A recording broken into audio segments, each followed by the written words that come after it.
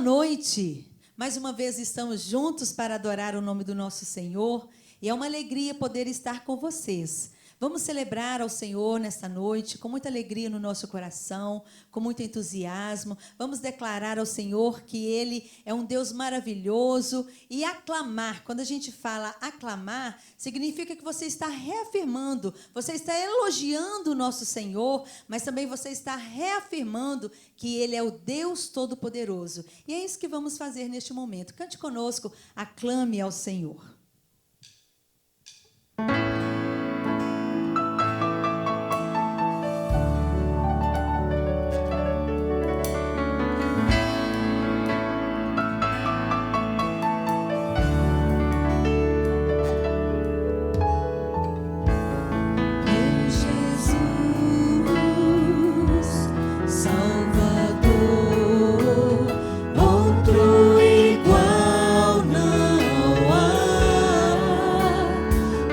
Todos os dias quero louvar as maravilhas de teu amor. Consolo, abrigo, força e refúgio é o Senhor.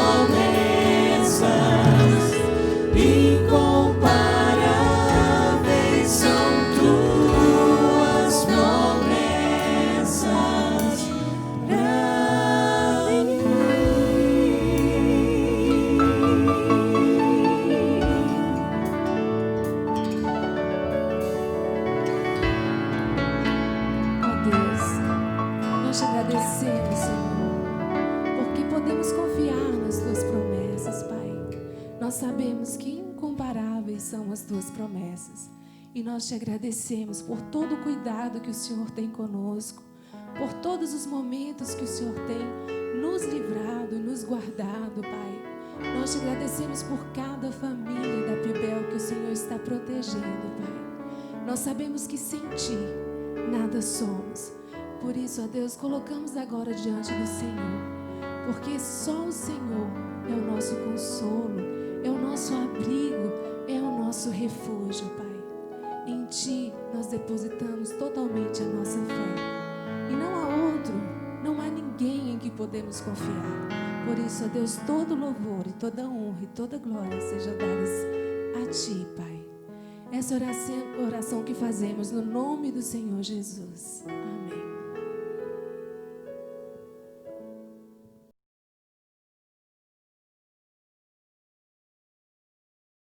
Boa noite, irmãos.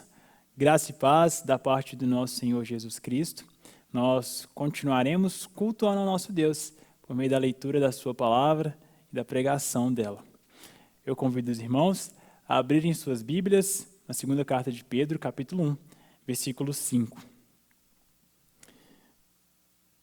A Bíblia assim nos diz: E além disto, com toda a diligência, acrescentai virtude à vossa fé, e a virtude, o conhecimento. Vamos orar? Pai, nós estamos diante da Tua palavra.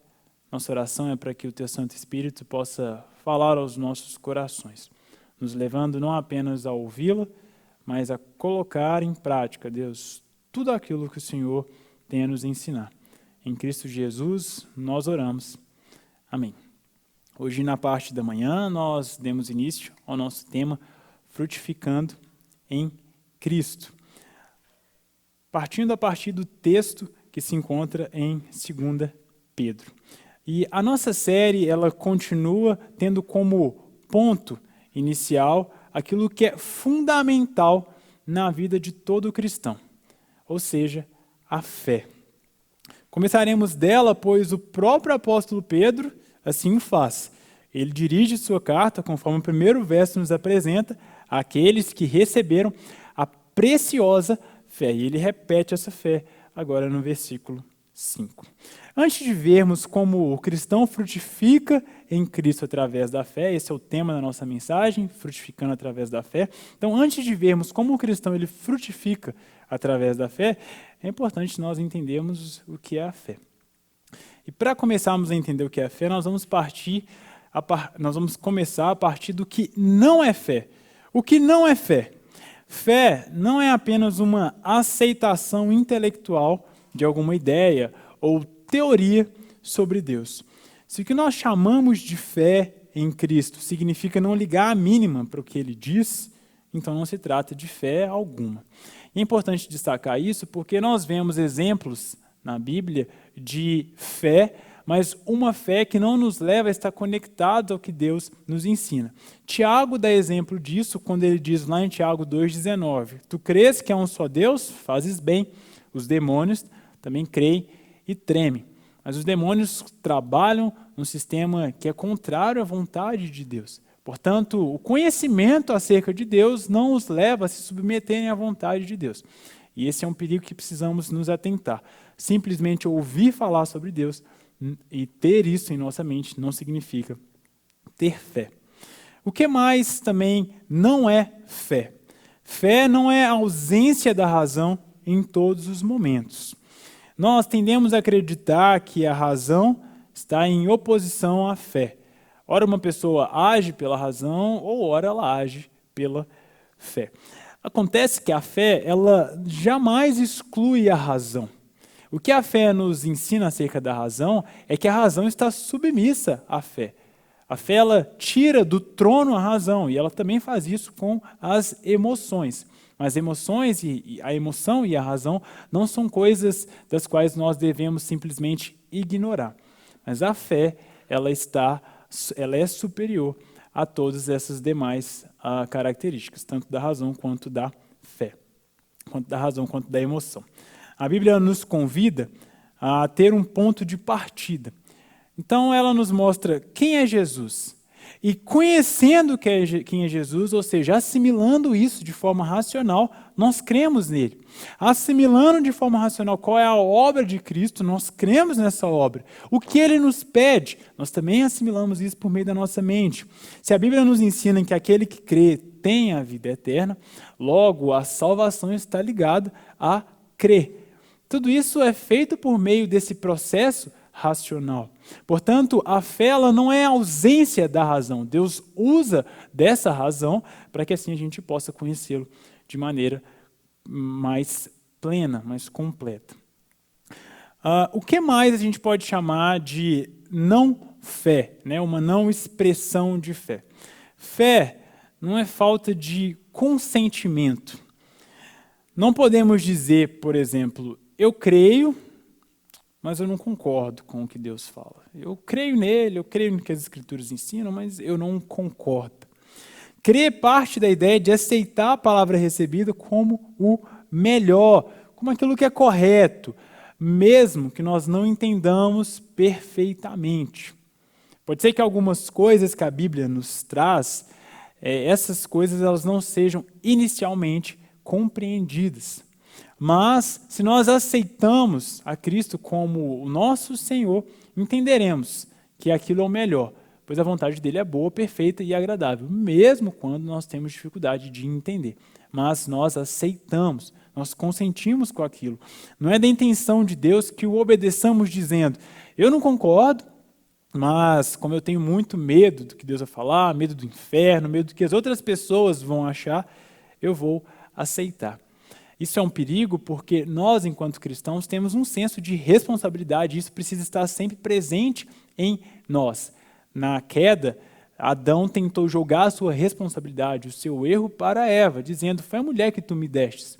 Mas esse senso de tirar a responsabilidade não é algo que vem do nosso Deus. Portanto, ao fazermos uma coisa, é importante que nós sejamos ali, concordemos com aquilo. Isso nos traz esse aspecto da responsabilidade, pois Deus nos dotou dessa habilidade. Quem age com fé sem esse consentimento, sem concordar, ele vive sem prazer na lei de Deus. O pastor John Piper nos ajuda com esse ensino ao dizer que o prazer não é apenas uma consequência da obediência, mas é um ato de obediência. Isso porque obediência é fazer o que Deus manda. E a Bíblia nos ensina a necessidade de nos alegrar em Deus, em termos prazer em fazer a vontade dele. Filipenses 4:4 é um exemplo disso, quando a Bíblia nos diz, alegrai-vos sempre no Senhor.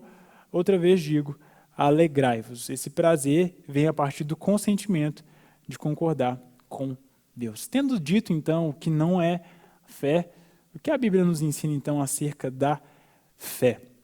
A palavra usada por Pedro, tanto no versículo 1 quanto no versículo 5, é a palavra pistes, a qual significa, para nós, no português, confiar, acreditar, descansar em outra pessoa, nos entregando a essa palavra, a essa ideia.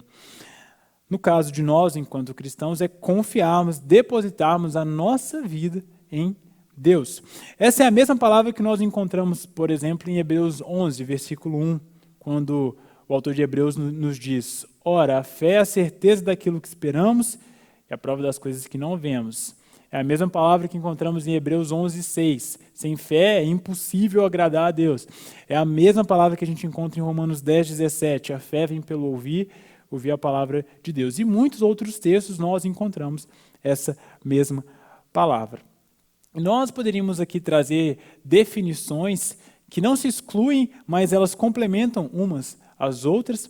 Mas para o texto de 2 Pedro, e baseado no tema que nós estamos falando, frutificando por meio da fé, eu gostaria de trazer a definição de fé como uma correta reação à voz de Deus. Fé como uma correta reação à voz de Deus. Como já falado em 2 Pedro, nós encontramos um contexto de conflitos internos dentro da igreja. Há falsos ensinos vindos de falsos mestres. O ponto de partida para o combate aos falsos ensinos é a fé.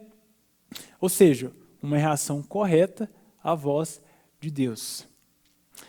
Como a fé, então, nos leva a frutificar em Cristo? A fé, ela nos coloca em sintonia com o que a Bíblia nos ensina. E João 5,39 vai nos falar que as escrituras elas testemunham acerca de Jesus.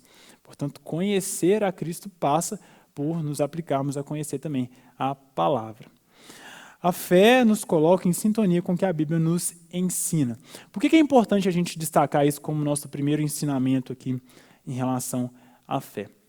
Como já foi falado, a carta de 2 Pedro ela se apresenta dentro de um contexto onde ensinamentos acerca de um novo conhecimento sobre Deus e para obter a salvação estava surgindo. Esse conhecimento intelectual, esse conhecimento que desprezava, inclusive, a matéria, o corpo, e valorizava apenas as coisas ditas como espirituais. Embora isso tenha sido um traço presente lá na época em que Pedro escreve, infelizmente a gente ainda vê traços disso no nosso dia a dia. Isso nos leva a fazer aquela famosa separação entre vida secular e vida espiritual. Deus nos chama a viver a vida de uma forma integral. Portanto, a maneira como eu me comporto dentro da igreja, ela também deve ser uma maneira na qual eu me comporto na minha casa, no meu trabalho, onde quer que eu esteja. Há sempre esse perigo de nós talvez valorizarmos mais as coisas que nós consideramos como espirituais e colocarmos de forma inferior as coisas que nós consideramos como carnais ou coisas desse mundo. É claro que quando a gente fala sobre mundo, é muito importante a gente destacar que mundo na Bíblia, essa expressão se apresenta de forma diferente. Mundo pode ser todo aquele sistema que é contrário à vontade de Deus, mas o mundo pode ser também o local onde nós estamos. Aqui nós estamos, esse é o mundo. É importante que a gente aprenda a viver de maneira a representar o reino de Deus nesse mundo. Por isso nós somos embaixadores, estamos em outro reino, em outro ambiente, para que a gente represente o reino de Deus. É importante destacar isso, para que assim a gente não viva essa vida ambígua, essa vida que nos faz pensar que algumas coisas são mais importantes do que as outras, principalmente no que se refere a valorizar mais algumas coisas ditas como espirituais e outras nós as desvalorizamos por simplesmente não terem ali o selo de evangélicas, o selo de espirituais, os selos de gospel, por exemplo. Isso nos leva ao perigo de, por exemplo, não nos atentarmos aos nossos deveres dentro da nossa família, aos nossos deveres dentro do nosso trabalho, aos nossos deveres dentro também da nossa maneira de cultuar a Deus. As músicas que ouvimos, será que as músicas que cantamos, inclusive, trazidas para cantarmos dentro da igreja, todas elas refletem a vontade do nosso Deus? E às vezes, por colocarmos ali um selo de que ela vem e é pregada dentro da palavra, nós nem temos ali o trabalho de nos atermos a entender a palavra, a perceber a mensagem. É muito importante nós termos esse cuidado, não fazermos essas separações. Esse ensino estava presente aqui na vida do povo de Deus e Pedro quis trazer esse ensino para que assim eles pudessem se afastar desse falso ensinamento. O que a gente pode aplicar por meio disso? A nossa percepção de Deus ela parte a partir das Escrituras. Se nós buscarmos conhecer a Cristo por meio de outros meios, como era o caso aqui da carta de 2 Pedro, a gente pode caminhar para um conhecimento totalmente oposto ao que Deus inicialmente havia planejado. Por isso, a fé ela nos conecta ao que a palavra nos ensina. Nos conecta a tudo isso que foi falado. Esse é o nosso ponto de partida. Podemos usar, assim, de outras ferramentas? Claro que podemos. Se Deus as dispõe, nós podemos, sim, utilizar delas. Mas elas estão sempre sujeitas ao que a Bíblia nos ensina. É importante que a gente não se afaste disso. Do contrário, nós começaremos a colocar outras ferramentas no local que caberia ali apenas a palavra de Deus. Como podemos frutificar através da fé? Um segundo aspecto. A partir da fé surgirão as boas obras. Efésios 2 vai nos ensinar que somos feitura sua, criados em Cristo Jesus para as boas obras, as quais Deus estabeleceu para que andássemos nelas. Efésios 2 nos traz isso. Boas obras, quando nós damos boas obras, elas são evidência da grandeza de Deus, não da nossa própria força. Por exemplo, se nós vermos uma árvore e essa árvore ela lhe gerar um fruto vistoso, e não apenas vistoso, mas gostoso de ser ali ingerido. O bom gosto desse fruto, a beleza desse fruto, o mérito de tudo isso é da árvore, não apenas do fruto. É pelo fato da árvore ser saudável que isso faz com que o fruto possa ser gerado conforme ele foi.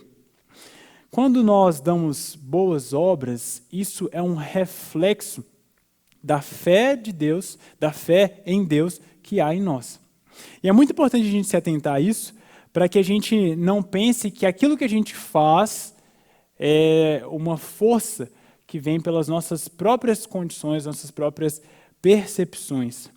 Isso automaticamente nos leva a uma reflexão. Será que os frutos que vêm através de nossas vidas são frutos que apontam para a videira verdadeira? Ou seja, para o próprio Cristo? As boas obras que faço diante das pessoas, elas levam essas pessoas para mais perto de Cristo? As boas obras, elas têm feito discípulos de Jesus Cristo ou outros tipos de discípulos? Essas boas obras, elas são essa evidência de forma visível da fé que é invisível, dessa fé que há em nós. Nós não podemos também confundir fruto com produtividade. Às vezes nós pensamos que uma vida ocupada é sinal de produção de frutos, mas essa vida ocupada pode ser extremamente estéril. Nós geramos atividades que não geram vida.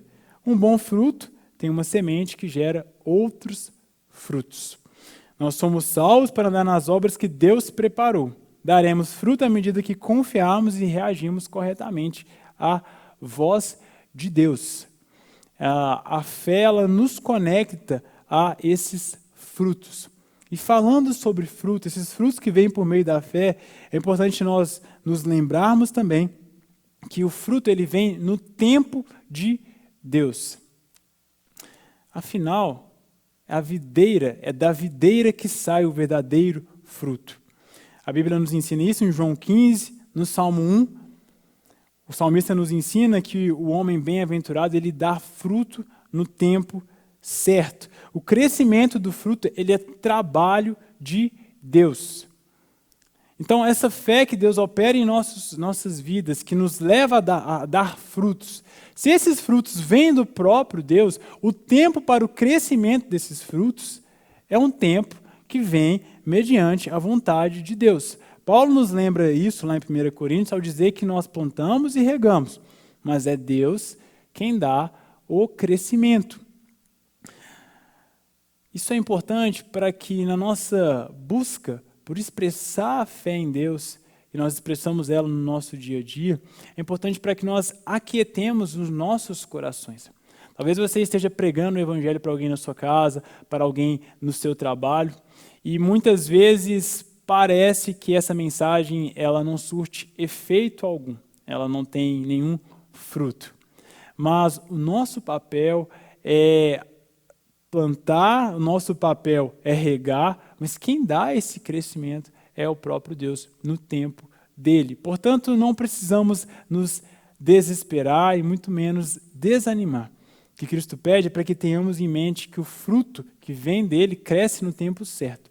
Então, essa fé que evidencia os frutos, ela tem que nos conectar a ter essa paciência, que espera em Deus o tempo certo para que aquilo que vem dele cresça e floresça. Não cabe a nós tentarmos dar o crescimento, colocarmos ali uma ajudinha da nossa parte. O fruto crescerá, porque ele vem do próprio Deus. Como podemos frutificar através da fé? Bom, a fé nos leva a agir em nome de Jesus. Agir em nome de Jesus é agir na autoridade de Jesus, como seu representante, fazendo o que ele faria. Esse é o maior presente que nós podemos compartilhar com alguém.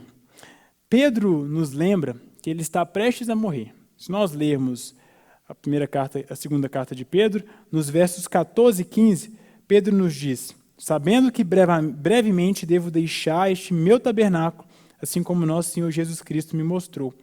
Além disso, esforçar-me-ei para que depois da minha morte tenhais estas coisas sempre em vossa lembrança. O maior legado que Pedro poderia deixar para os cristãos era o ensino de Jesus. Ele estava prestes a morrer. Ele não poderia oferecer-lhe mais nada. Por isso a sua preocupação para que os cristãos eles fossem frutíferos. E por isso a preocupação de Pedro também para dizer que ele não deixaria de falar e de lembrar o povo de Deus acerca da palavra, animar os irmãos acerca do evangelho. O que mais Pedro poderia oferecer estando prestes a morrer? Isso nos lembra o que Pedro e João disseram lá em Atos 3, versículo 6, quando eles veem um homem ali que é paralítico, que é aleijado desde a infância, e Pedro diz, não tenho prata nem ouro, mas o que tenho te dou, em nome de Jesus Cristo, levanta-te e anda. O que ele tinha era a fé em Cristo, é o que ele ali expressou para o homem aleijado. O que ele tinha no final da vida também era a fé em Cristo. O início da caminhada ele tinha a fé, e o final ele continuou tendo essa fé. Isso nos leva a pensar que o maior legado que podemos deixar para alguém é evidenciar esse amor de Cristo, sermos representantes de Cristo para que essas pessoas conheçam de fato o que Cristo representa. E aqui eu quero refletir principalmente a você que é adulto e cuida de nós enquanto jovens, adolescentes, crianças. Não tirando a nossa responsabilidade, mas é sempre bom destacar que mais do que a prata e o ouro, mais do que os melhores colégios, mais do que os melhores momentos de lazer e entretenimento, o maior legado que vocês podem deixar para nós, enquanto jovens, enquanto esses que são mais novos, que ainda estão aprendendo, o maior legado é nos ensinar acerca de Jesus Cristo. E Pedro nos ensina isso nesse momento de aperto em que se encontrava. Ele estava prestes a morrer e ser torturado pela sua fé. Mas esse foi o maior legado, pois em Cristo nós encontramos a verdadeira vida. Esse é o maior legado que podemos deixar para as pessoas, deixar para as próximas gerações, essa correta reação à palavra de Deus. Assim nós frutificaremos, pois daremos frutos conforme a vontade do nosso Senhor. Há ensinos na Bíblia que nós não conheceremos, ou talvez nós só vamos aprender olhando para as pessoas que estão ao nosso redor. E por isso essa mensagem de encorajamento a você que é pai, a você que já é avô, a olhar para as pessoas que estão ao seu redor, aqueles que Deus confiou, e olhar para eles e dizer que, e se lembrar que o maior legado que pode ser dado a essas pessoas é o amor de Cristo, é esse exemplo de Jesus na vida dela. Pois essa é a vida suficiente da qual todos nós precisamos. Esse é o ponto de partida para aprendermos um pouco mais ao longo desse mês da juventude sobre frutificar em Cristo. A fé é esse ponto de partida e a minha oração é para que Deus possa falar ao seu coração, não apenas durante essa mensagem, mas durante essa semana, durante as próximas mensagens, para que assim a gente frutifique em Cristo. Vamos orar? Senhor Deus, nós te agradecemos pela tua palavra, mais uma vez lida, mais uma vez trazida, Pai, para que reflitamos, que essa reflexão gere frutos, Pai, que nos conecte mais contigo. Pai, obrigado, Pai, por essa reflexão na fé. Pai, ajuda-nos a reagir corretamente à tua voz, reagir corretamente à tua palavra, Deus. Que o nosso ponto de partida não sejam outros, Pai, outros meios, Pai. Nós podemos usá-los sim, Pai, mas que eles estejam submissos, Pai, à tua vontade, ao que as Escrituras nos ensinam.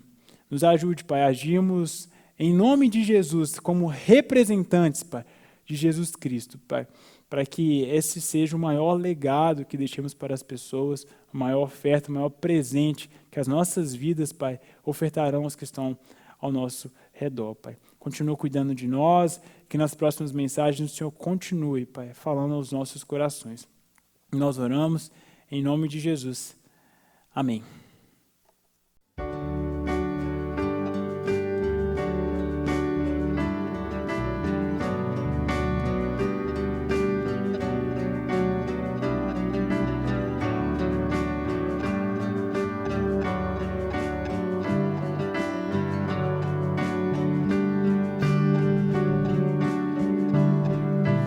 Reina sobre o meu ser, reina sobre o meu viver e sobre o meu lar.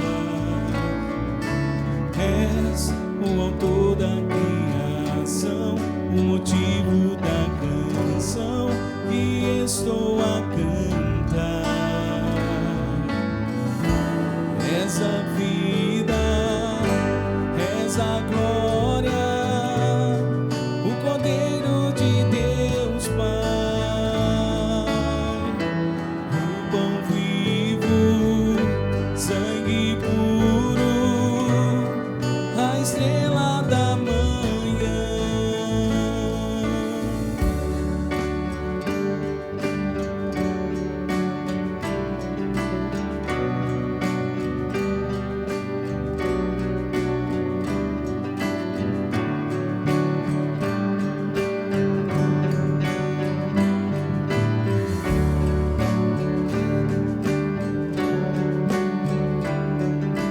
Reina sobre o meu ser, reina sobre o meu viver e sobre o meu lar. És o autor da criação, o motivo